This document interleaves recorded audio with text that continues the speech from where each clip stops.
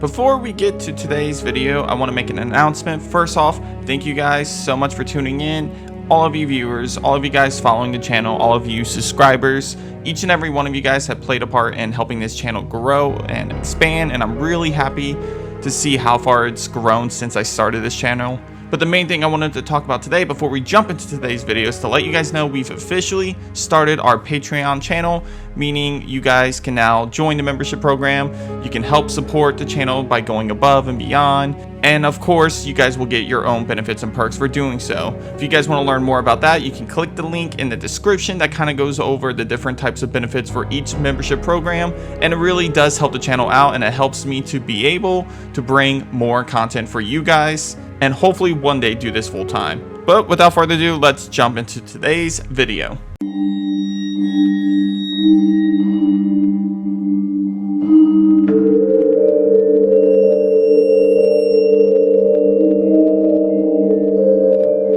One of the biggest selling points for Final Fantasy XVI was the fact that they were gonna have these huge kaiju level battles known as Eikon Battles, where pretty much we take two different, maybe even 3 or 4 in some cases, monster-like bosses and put them in kaiju level fights. And honestly, it's definitely one of the most cinematic parts of Final Fantasy XVI. But Final Fantasy XVI is a great game, and the Eikon Battles are phenomenal, and that's what we're going to take a look on this episode of Nerd Space, because I'm going to dive down into those Eikon Battles as I rank each Eikon Battle from worst to best, because these fights are incredible. They're so much fun just to play, watch. Even if this was just a scene, a movie, these Eikon Battles will be phenomenal, and they need some notice on them, guys. We need to get a look at them. Which of these Eikon Battles are the biggest, most fun, most interesting, best gameplay? We're going to take all of those things into consideration while making this list,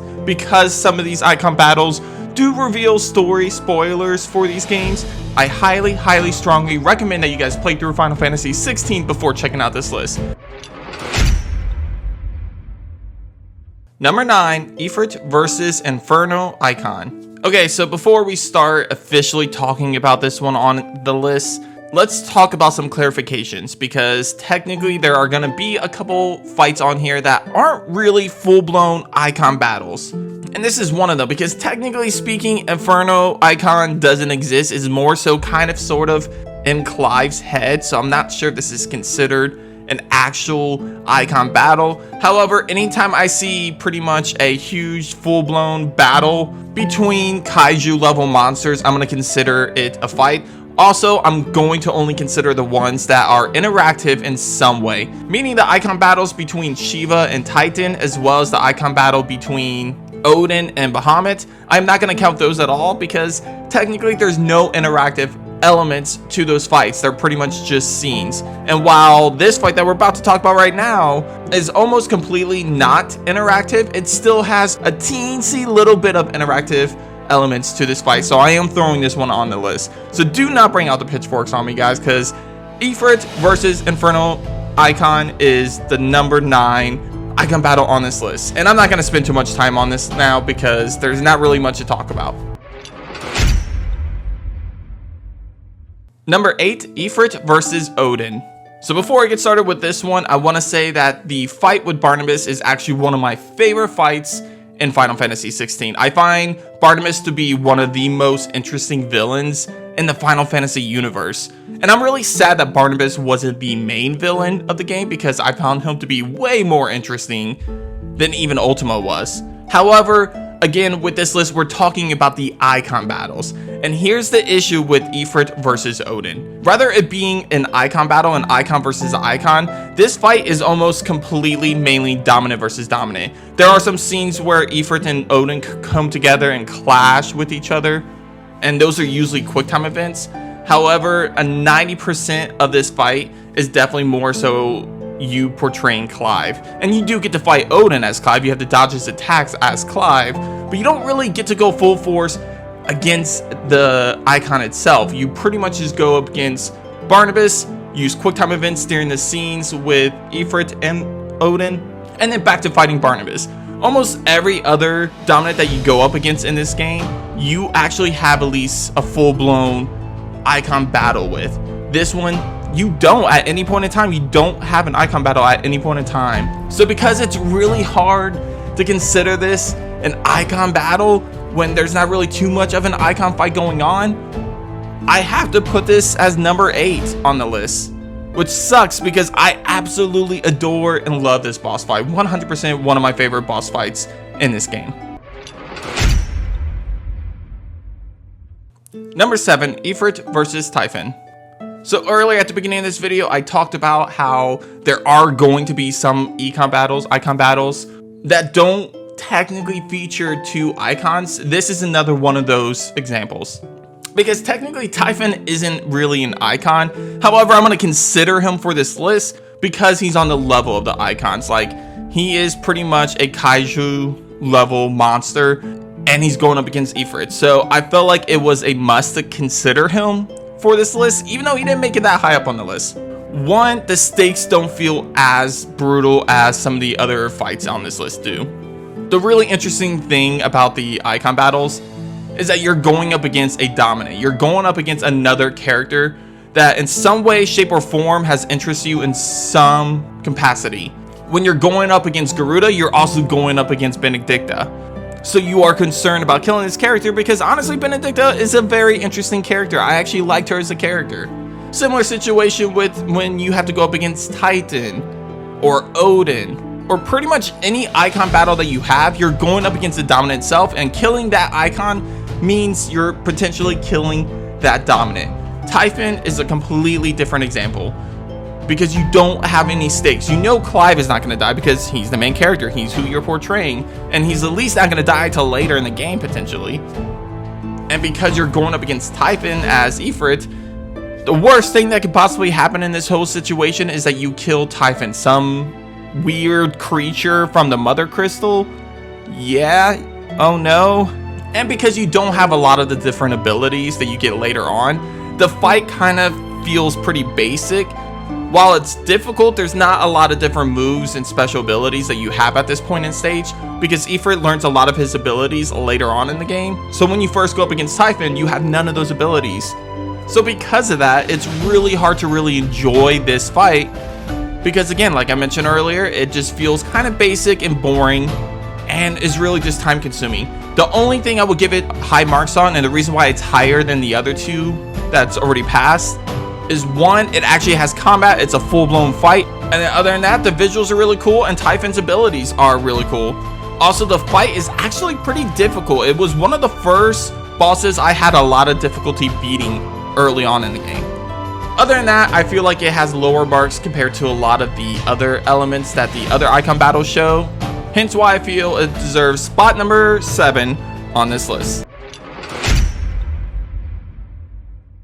Number 6, Phoenix versus Ifrit. So it's funny how I just completely torn apart the Ifrit versus Typhon battle, talking about how it's pretty much a boring fight and there isn't much to do because you don't have as many of your abilities anymore. Meanwhile, this next one that we're going to talk about, Phoenix versus Ifrit, it's pretty much just a point and shoot battle, yet I have it higher on this list, and there's a couple different reasons for that.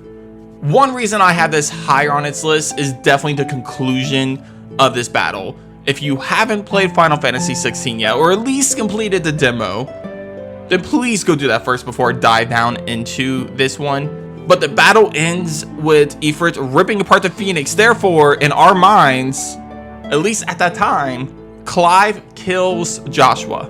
And that was a really huge and big moment. The stakes were there. Even while we were playing as Phoenix, we were scared because no matter how this fight played out, no matter how the ending of this fight was, it was going to be tragic. It was going to be sad. It was going to be devastating. So there were real stakes in this fight, and that helps it surpass Ifrit versus Typhon.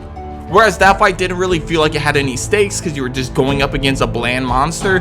This time it's brother versus brother, and it feels so impactful basically. Also think visually, this was such an impressive boss fight. Yes, the fight was pretty basic. It was pretty much just point and shoot, point and shoot, point and shoot. Oh no, gotta dodge, then point and shoot, point and shoot, point and shoot. It was very repetitive and boring. but the cinematics definitely had us tied in. We were invested in this fight just because of the cinematics and the story alongside it.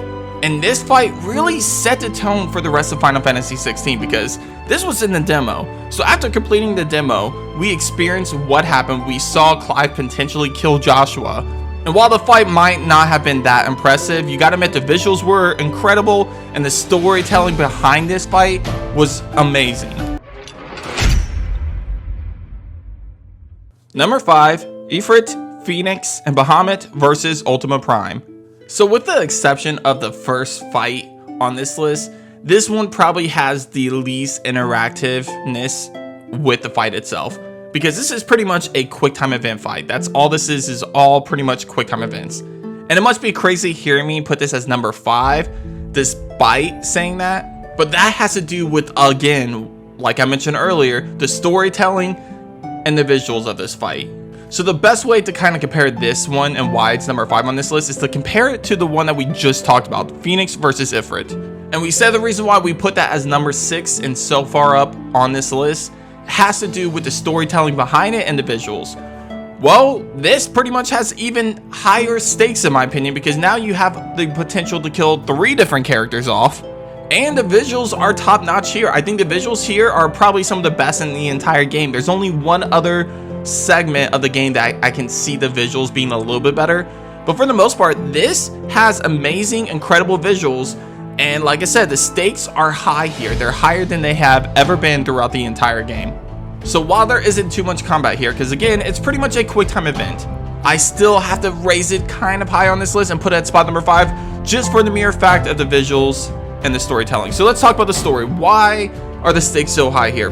Well, it's because you take 3 dominants. You take Dion, Clive, and Joshua, and they are pretty much Valistia's last hope against Ultima. They turn into their Eikon selves and go and face Ultima's Eikon, Ultima Prime. And the 3 of them have to team up against Ultima Prime, but this is the final boss. This is the last boss of the game. So of course, your mind going into this battle, you know there's no way in hell all 3 of these guys are going to come out alive. You know for a fact they're not all going to survive.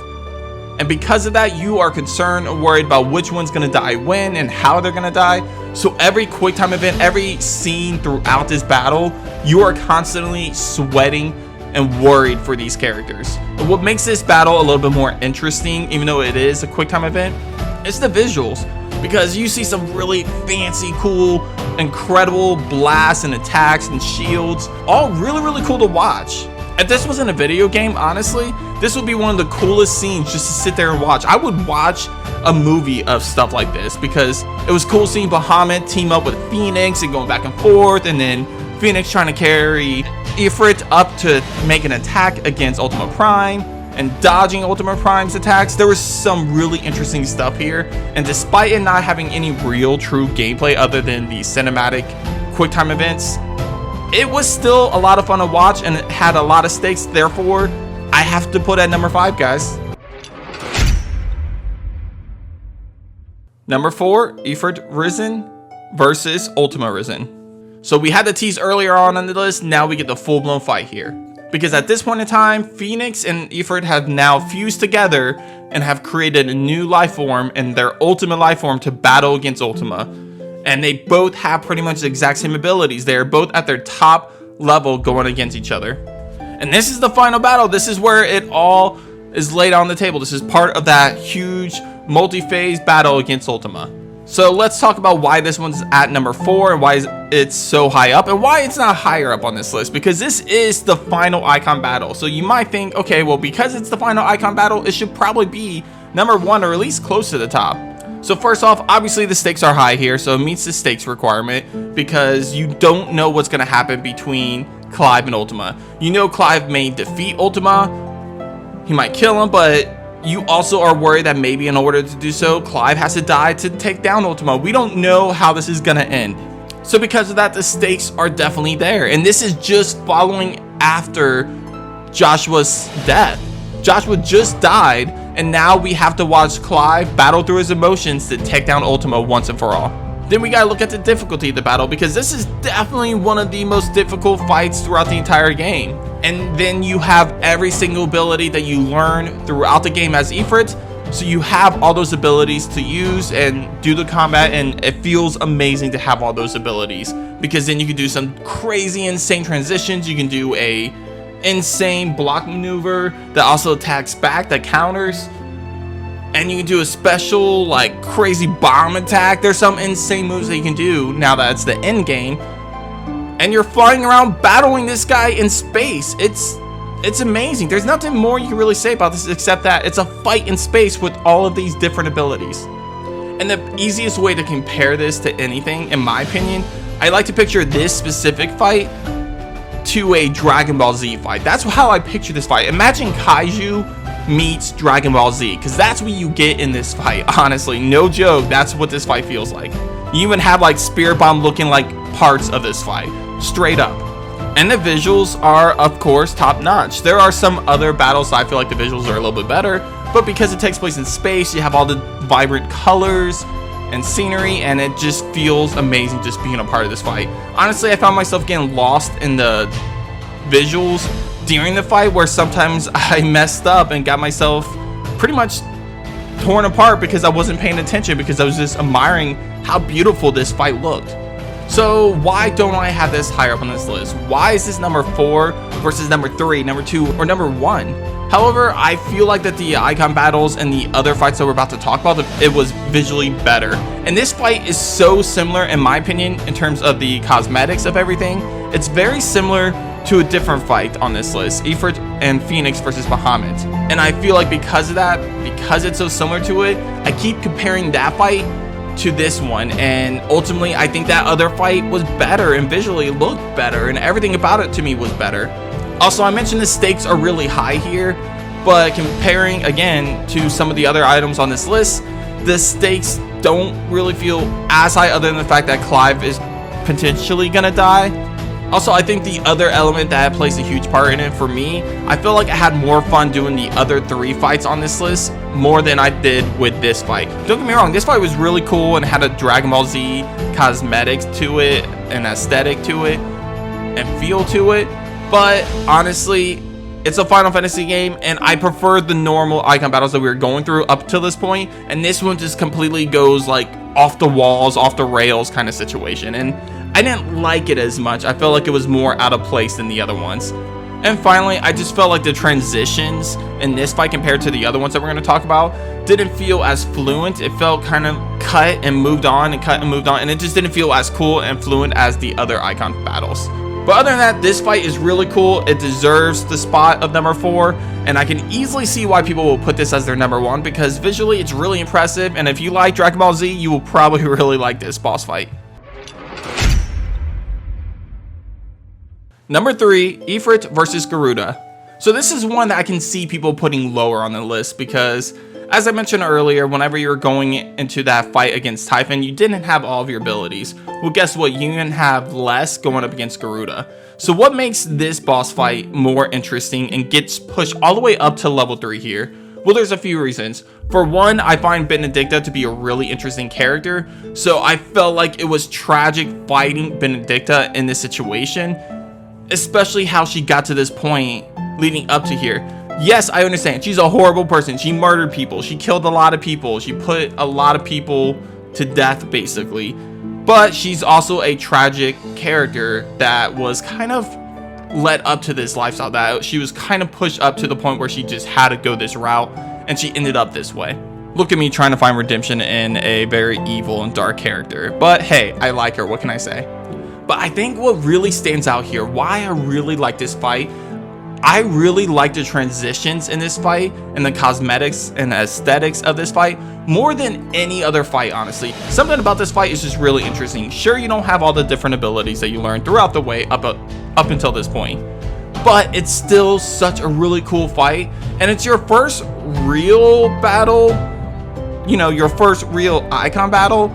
Yes, I know we did Phoenix versus Ifrit, but technically you were playing as Phoenix and you were just shooting fireballs at him, so you weren't really actually participating. This is the first real head-to-head Eikon battle. Also, I really like the transitions between Garuda and Ifrit as you lower her health. As her health gets to a specific point, There's some really interesting transitions between the fight. I just really like this fight, and honestly, I can see why people will put this a lot lower, because again, there's not really that much stakes here compared to some of the other ones on this list.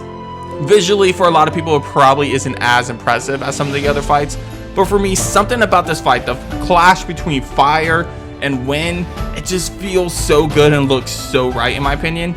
And just seeing how aggressive both of these characters get, seeing like Ifrit pretty much try to rip apart Garuda, and Garuda like trying to savagely beat the hell out of Ifrit. It was such an interesting Eikon battle that it has to get some credit here. Number 2, Ifrit and Phoenix versus Bahamut. Okay, so honestly, I can easily see myself going back and forth between these next two, and I can really see why you guys might put this one as your number 1. But my number 2 is Ifrit and Phoenix versus Bahamut for a few different reasons, and I'll get to why it's not number 1 in just a little bit, but let's talk about how it made it so far up on this list. First off, I mentioned stakes multiple times throughout this video, and this one is no different. It has a lot of stakes. Similar to the fight I mentioned earlier, you now have 3 dominants all at risk of dying. While we know Clive is pretty much safe, at least for the time being, leading up to the final battle, we still have no idea what's going to happen between Dion and Joshua, and they're both getting pretty savagely beaten by each other. But I think what really makes this stand out is a couple different things. First off, visually, I think it has the most colors, and I think it's probably one of the most impressive when you take a look at the graphics. I mean, I think a lot of people would agree that this is probably the best looking fight in the entire game, especially when it gets to space. It actually has some really cool elements up there as well, and I think the space battle here, the space fight here, is done 10 times better than the final space battle later on in the game. Also, not only do you get to control Ifrit in this battle, but you also get to jump back and forth between Ifrit and Phoenix, and then at the end of the battle, near the end, you actually combine to create Ifrit Risen for the first time. And yeah, you get that later on too, but this is the first appearance of this character, and it was pretty badass to be able to use both characters and then mesh together, kind of like a fusion, basically, into a new crazy monster. Earlier, I was making a lot of comparisons to Dragon Ball Z when I was talking about number 4 on this list. This has some comparisons too, but I feel like it isn't completely out there as much as the final boss fight is. It has a lot of Dragon Ball Z elements. You had the fusions, you had the superpower abilities all attacking each other and doing some crazy spear bomb attacks, basically. But I felt like this was done perfectly, and I feel like it was done really, really well, in my opinion. Also, I feel like Bahamut was the character out of all of these Eikon battles, was the one that I didn't want him to kill, so I was tragically sad throughout this entire fight because I thought it was going to end with us having to kill Bahamut / Dion. So while battling through this fight, while fighting this creature, I'm like, fuck, we're gonna have to kill this guy, and I don't want to. He just destroyed a whole town. We have to do it to save the world, and I don't want to do it. But I'm really happy that it ended that way. But that just shows how much feeling, how much emotion was in this fight. There was so much emotion in this fight because of that situation. And I love the feeling of just fighting Bahamut throughout this whole thing. So you got the amazing vibrant colors, you had the amazing graphics and visuals, you had some really intense boss fights throughout this whole fight itself. You have transitions from Ifrit to Phoenix to Ifrit Risen. It's hard to kind of explain why this isn't number 1. But it's not my number 1, and I really gotta explain myself here because this is a really cool fight. It's a really amazing fight, and I can easily see why people will put this as their number 1. But let's get to number 1 right now. Number 1, Ifrit versus Titan. Okay, so first off, when I'm talking about Titan, I am including all 3 main fights with Titan. So first off, I think Titan loss is one of the coolest fucking boss fights ever in any video game. Running up the arms of this massive, insane monster and then trying to take on something that is about like 10,000 times your size. I swear, honestly, it felt so amazing, and you felt so much adrenaline doing this boss fight because it felt so cool. And there's so many different segments. I mentioned you technically fight Titan himself like 3 different times almost. I also think visually it seems the coolest, despite it kind of being taking place in the desert and not having as much colors as, say, the Bahamut versus Ifrit and Phoenix fight. but just like the attacks and the dodges, the type of ways you have to take on this massive monster just was really exciting for me. And I think that's the reason why I heavily push this towards the top of this list, because I had the most fun with this boss fight over any other boss fight. Compare this boss fight with the rest of the bosses, this is the one I had the most fun with. But what was really cool about this boss fight is that after defeating Titan Lost, you go inside of him and then you have to face Titan again. And you're facing Titan as you're falling down into the tomb. So you're like in the air, and as you're falling, you have to jump against the walls and attack him and make more attacks against him while also dodging his attacks. And while that part wasn't really that difficult, it was really cool to kind of see another fight between Titan and Ifrit. And it was another element added to it that they didn't have to do. Titan Lost was already a massive and incredible fight. This additional segment made it even more interesting.